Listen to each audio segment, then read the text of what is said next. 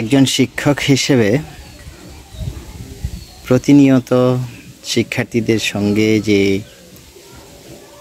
ব্যবহার, নম্রতা, সততা, ভদ্রতার গল্প শোনানো, শিক্ষার্থীদেরকে সৎ হিসাবে, বিনয়ী, ভদ্র নাগরিক হিসেবে গড়ে তোলার জন্য প্রতিদিনকার যে গল্প তাদেরকে বলতে হয়, তাদেরকে উপদেশ দিতে হয় প্রতিনিয়ত, ঠিকভাবে পড়ালেখা করো, সৎ হও, ভালো আচরণ করো। এত কিছুর পরেও আমি যখন বলছি, পরামর্শ দিচ্ছি, সেই আমি সততা থেকে মাঝে মধ্যে বেরিয়ে যাচ্ছি, নম্রতা থেকে বেরিয়ে যাচ্ছি, ভদ্রতা থেকে বেরিয়ে যাচ্ছি।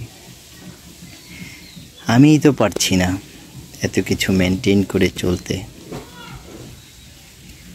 আর একটা শিশু, সে তো চারপাশের যে অবস্থা পরিস্থিতি দেখবে, সে অবস্থাতেই সে অভ্যস্ত হবে। আমি নিজে ধারণ করতে চাচ্ছি সততা, বিনয়, নম্রতা।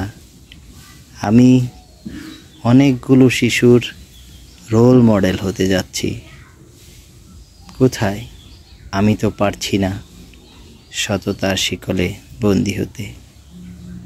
আমি তো পারছি না নম্রতা ধরে রাখতে। আমি তো ভদ্রতা ধরে রাখছি না। হয়তোবা পরিবারের কারো সঙ্গে আমার দ্বন্দ্ব হচ্ছে, কথা কাটাকাটি হচ্ছে, সমাজের কারো সঙ্গে কথা কাটাকাটি হচ্ছে, সহকর্মী কারো সাথে কথা কাটাকাটি হচ্ছে।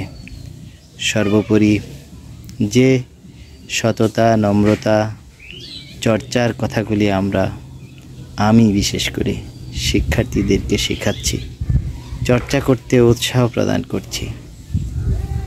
আমিই তো পারছি না সেগুলো চর্চা করতে।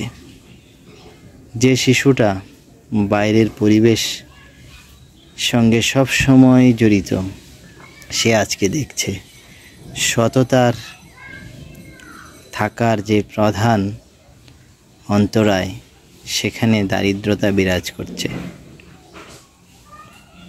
যদিও দারিদ্রতা নয়, সচ্ছলতা আছে, তারপরও সেখানে টাকার কিছুটা টানাপোড়েন আছে। সেই শিশুটাও বোঝে টাকা কি জিনিস, টাকা থাকলে কি করা যায়, নম্র মানুষগুলো কীভাবে নিষ্পীড়িত হচ্ছে। ভদ্রতার দোহাই দিয়ে ভদ্র মানুষগুলো সবসময় নিরীহ হয়ে থেকে যাচ্ছে। সেই শিশুটাও বোঝে ভদ্র মানুষগুলি অন্যের দ্বারা নির্যাতিত হয় বেশি, সৎ মানুষগুলি নির্যাতিত হয় বেশি। এই শিশুটাও জানে যে সৎ থাকলে টাকা পয়সা কম থাকবে।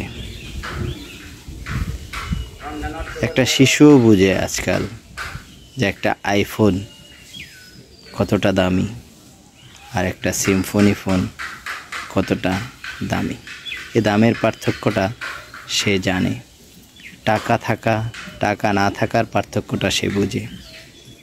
যে সততা, ভদ্রতা, নম্রতার গল্প আমি বলি, সেই গল্প শুনে মাঝে মধ্যে অনেক শিক্ষার্থী হাসি ঠাট্টা করে।